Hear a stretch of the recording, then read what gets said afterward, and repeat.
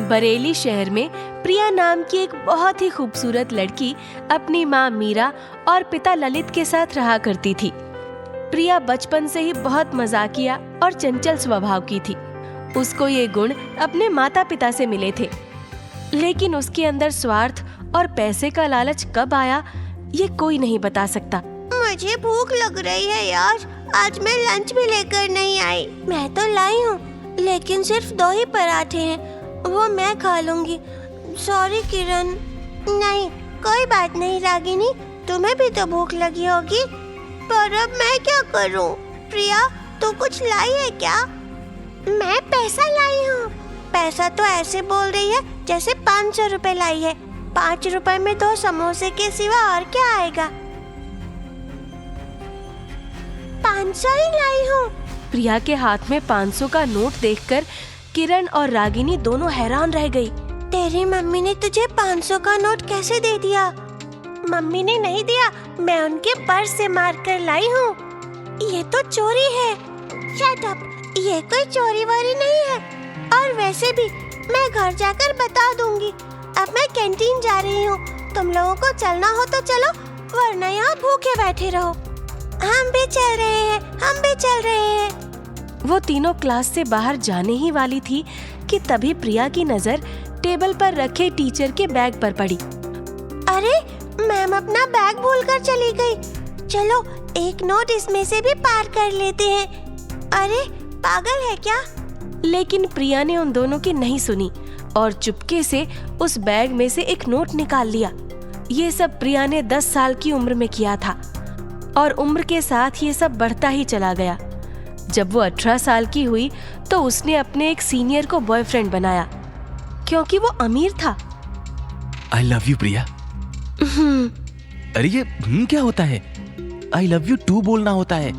वो तो मैं तब बोलूंगी ना जब मुझे लगे कि तुम मुझसे प्यार करते हो, पर तुम तो मुझसे प्यार ही नहीं करते। अरे, ये बात कहाँ से आ गई? मैं तुमसे बहुत प्यार करता हूँ। तो मैंने तुमसे एक डायमंड रिंग के लिए कहा था, वो तुमने मुझे दिलाई नहीं ना? ओहो, बस इतनी सी बात। इतने रुपए मेरे पास नहीं थे, इसलिए पापा से मांगे थे। आज पापा दे देंगे तो कल मैं ले आऊंगा। सच? मुझ। I love you वीर। अगले दिन वीर ने प्रिया को डायमंड रिंग लाकर दे दी।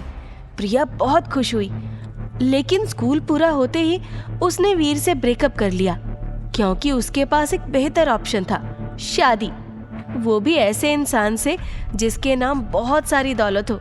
हे भगवान, help me find a rich husband, जिसकी ज्यादा हो इनकम और दिन हो बहुत कम। 12वीं के एग्जाम खत्म होते ही प्रिया ने अपने माँ बाप के सामने शादी की जिद ठान ली। मीरा और ललित पुराने ख्यालों वाले माता पिता बेटी की बात सुनकर खुश हो गए, लेकिन प्रिया ने ऐसा नाम लिया जिसे सुनकर मीरा और ललित की आंखें फटी की फटी रह गई। रामलाल। रामलाल? वो बूढ़ा आदमी? अरे, उसकी उम्र तो तुम्हारे पिताजी से भी ज्यादा है।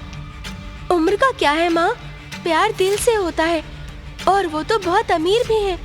शर्म नहीं आती ये सब कहते हुए? हमारी इज्जत मिट्टी में मिलाएगी। पापा, इज्जत से पेट नहीं भरता। रामलाल के पास बंगला है, गाड़ी है और बहुत सारे पैसे हैं। उनकी बीवी तो 20 साल पहले गुजर चुकी है। वो अकेले हैं, उन्हें भी तो सहारे की जरूरत है। मीरा और ललित ने प्रिया को समझाने की पूरी कोशिश की, पर वो टस से मस नहीं हुई। उधर रामलाल भी प्रिया के प्रस्ताव से खुश था। उसकी उम्र 60 पार थी और औलाद कोई भी नहीं थी। अकेलेपन से घिरे रामलाल ने प्रिया के साथ शादी के लिए हामी भर दी।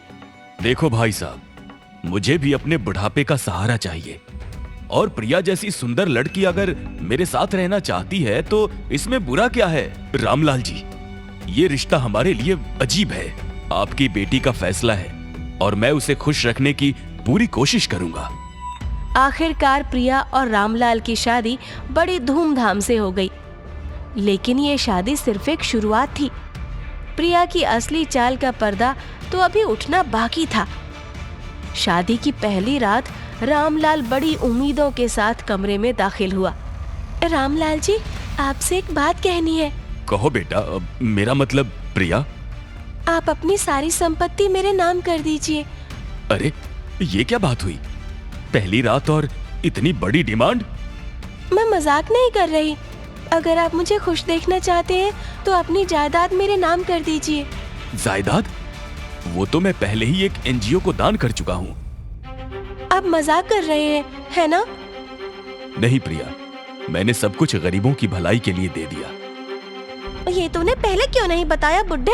अरे ये क्या बोल रही हो? तूने मेरी जिंदगी बर्बाद कर दी बुड्ढे। मैं यहाँ तेरे बुढ़ापे का सहारा बनने नहीं आई हूँ। मुंह में दांत नहीं, पेट में आंत नहीं, और चला शादी करने। प्रिया के चीखने चिल्लाने से रामलाल को अचानक दिल का दौरा पड़ गया। बचाओ मुझे! अरे बाप रे, लगता है ये बुड्ढा टपकने वाला है। अब क्या करूं? प्रिया ने जल्दबाजी में घर में रखे सारे पैसे और गहने समेटे और रातों रात फरार हो गई। अगली सुबह जब लोगों को रामलाल की लाश मिली तो पूरे मोहल्ले में सनसनी फैल गई। मीरा और ललित को अपनी बेटी पर शर्म आ रही थी और मोहल्ले वाले उन्हें तरह तरह के ताने दे रहे थे। हे भगवान, हमने कौन सा पाप किया था जो हमें ये दिन देखना पड़ा। रामलाल को छोड़कर भागी प्रिया अब नोएडा में एक नए नाम तान्या के साथ बस गई। उसने एक छोटे से कमरे में रहना शुरू किया। वहीं उसकी मुलाकात शर्मन से हुई, जो एक बड़ा बिजनेसमैन था। Hi, I am Tanya. What a beautiful name. मैं शर्मन हूँ। शर्मन जोशी, वो 3 इडियट्स वाला। जहां पना तुसी ग्रेट हो, तोहफो कबूल करो। You are very funny. Funny तो आप है जो आप मुझे फनी कह रहे हैं, वरना तो लोग मुझे पागल बोलते हैं। क्या आप भी? शर्मन उसकी सादगी और चुलबुले स्वभाव से बहुत इम्प्रेस हो गया और उसे प्यार करने लगा। प्रिया को पहले वो पसंद नहीं था, लेकिन जैसे ही उसे पता चला कि शर्मन अमीर है, उसकी नीयत बदल गई। तान्या, तुम मुझे बहुत अच्छी लगती हो। मैं तुम्हारे बिना नहीं रह सकता। अरे ऐसी बातें मत करो, मुझे सोचने का समय दो। सोचना क्या है? पर चलो ठीक है, तुम कहती हो तो मैं इंतजार करूंगा। मैं तो सोच रही थी इसको मुझे फंसाना पड़ेगा। ये तो खुद चला आया। चलो अच्छा ही है, मेरी मेहनत कम हो गई। कुछ दिनों बाद दोनों की शादी हो गई, लेकिन सुहाग रात पर प्रिया ने अपनी चाल चल दी। उसने शर्मन को नशे वाला दूध पिला दिया। प्रिया, मुझे चक्कर सा आ रहा है। अरे आपको चक्कर आ रहा है? इसका मतलब नशे वाली दवाई काम कर रही है। ये तुम क्या बोल रही हो? वही जो सुन रहा है। तुझे क्या लगा तुझ जैसे बदसूरत आदमी से मैं प्यार करूंगी? पर मैंने तुमसे सचमुच प्यार किया था। शर्मन नहीं बोलते हुए बेहोश हो गया और प्रिया घर में रखे सारे पैसे और गहने समेटकर भाग निकली। अब वो दिल्ली पहुंच चुकी थी। वहां उसने सोनल नाम से एक पीजी में रहना शुरू किया। उसके सामने वाले पीजी में राजन नाम का लड़का रहता था। राजन उसकी खूबसूरती पर दिल हार बैठा। सोनल, मैं तुमसे कुछ कहना चाहता हूँ। मैं तुम्हें बहुत पसंद करता हूँ। राजन, मैं भी तुम्हें पसंद करती हूँ, लेकिन क्या? लेकिन मेरे माँ बाप कभी भी लव मैरिज के लिए नहीं मानेंगे। सो प्लीज हमारे रिश्ते के बारे में अभी किसी को मत बताना। हाँ, तुम चिंता मत करो। लेकिन अगर वो बाद में भी नहीं माने तो फिर हमारा क्या होगा? पता नहीं मुझे अभी ये कहना चाहिए या नहीं, लेकिन मैं तुमसे बहुत ज्यादा प्यार करती हूँ, इसलिए मैं उन्हें छोड़कर तुम्हारे पास ही आ जाऊंगी। वैसे भी शादी के बाद लड़की को पति के साथ ही रहना होता है। राजन ने प्रिया की बात मानी, लेकिन कुछ ही समय बाद उसने अपने दोस्तों और परिवार को उनके रिश्ते के बारे में बता दिया। प्रिया को पता चला कि राजन उसकी बचपन की दोस्त रागिनी का भाई है।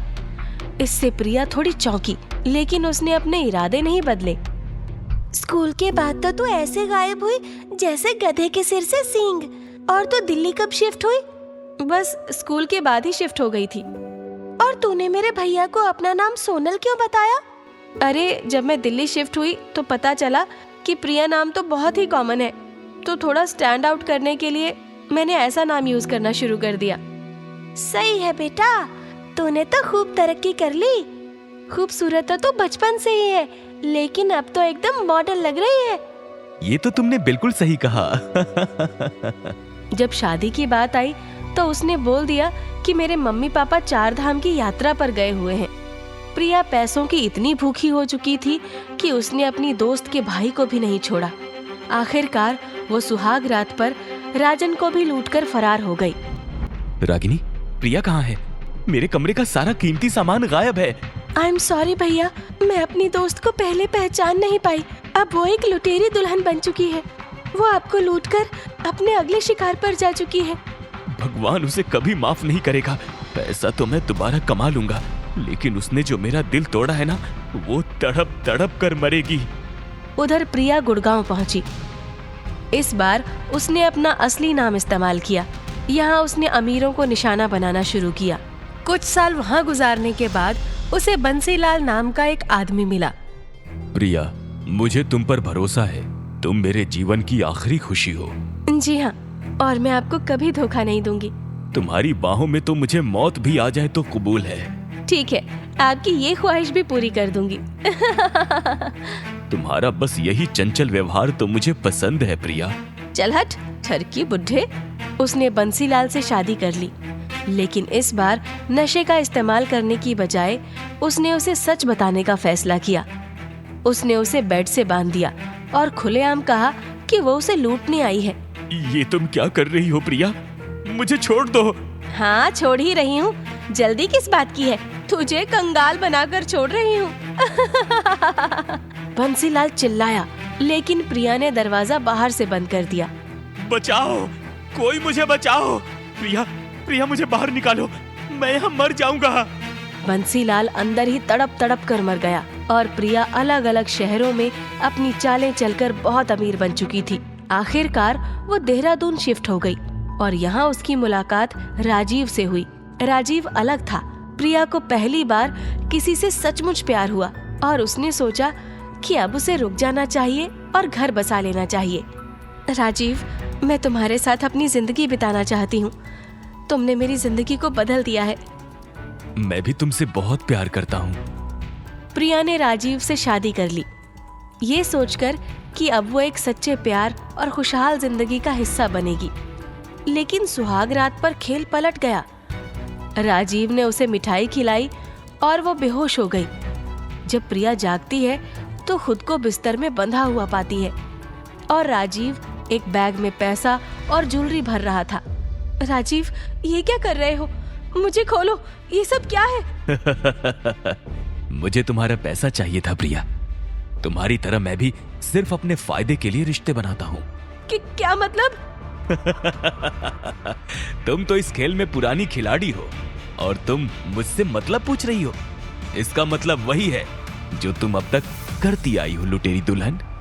ये तुम क्या बोल रहे हो राजीव? मैं तुमसे प्यार करती हूँ। लेकिन मैं तुझ जैसी गिरी हुई लड़की से प्यार नहीं कर सकता। तुझसे बेहतर है मैं किसी पेड़ से शादी कर लूं। तुम ऐसा क्यों कर रहे हो? क्योंकि तुमने मेरे पिता बंसीलाल को मारने के लिए ऐसे ही कमरे में बंद कर दिया था। आज तुम्हारे कर्मों का हिसाब चुकता होगा। बंसीलाल? हाँ, तुम्हें तो याद भी नहीं होगा। कोई बात नहीं, यहाँ तुम्हारे पास बहुत टाइम होगा। आराम से याद करना। मैं जा रहा हूँ, bye. No no no, please रुक जाओ राजीव। राजीव प्रिया के सामने उसके सारे पैसे एक बैग में भरता है और जाने लगता है। अब तुम भी यहीं तड़प तड़प कर मरोगी जैसे मेरे पिता मरे थे। अलविदा प्रिया। प्रिया बिस्तर में बंधी हुई पूरी रात रोती रही। उसने मदद के लिए चिल्लाना शुरू किया, लेकिन कोई नहीं आया। उसने बड़ी मशक्कत के बाद खुद को बिस्तर से छुड़ाया, जिसमें उसका एक हाथ टूट गया। हे भगवान, कोई तो मेरी मदद करो। लेकिन कमरे का दरवाजा बाहर से बंद था। वो पूरी तरह अकेली थी। उसने अपने पिता को फोन किया, लेकिन उन्हें भी उसकी कोई परवाह नहीं थी। तेरे लिए हम उसी दिन मर गए थे जिस दिन तू भाग गई थी। आज के बाद कभी फोन मत करना यहाँ। फिर उसने मजबूरन रागिनी को फोन किया। तूने मेरे भैया को लूटा और अब मुझसे मदद मांग रही है। मैं तेरा फोन पुलिस को दे दूंगी तो बच नहीं पाएगी। प्रिया की सारी कोशिशें नाकाम हो गई। वो दर्द और पछतावे में घिरी रोती रही। भूख और प्यास और अकेलेपन ने उसे तोड़ दिया। हे भगवान, मैंने अपनी जिंदगी के साथ क्या कर लिया? दोस्त, परिवार और प्यार सब खो दिया। पैसे के पीछे जिंदगी भर भागती रही और आज पैसा भी हाथ नहीं है, कुछ भी नहीं है।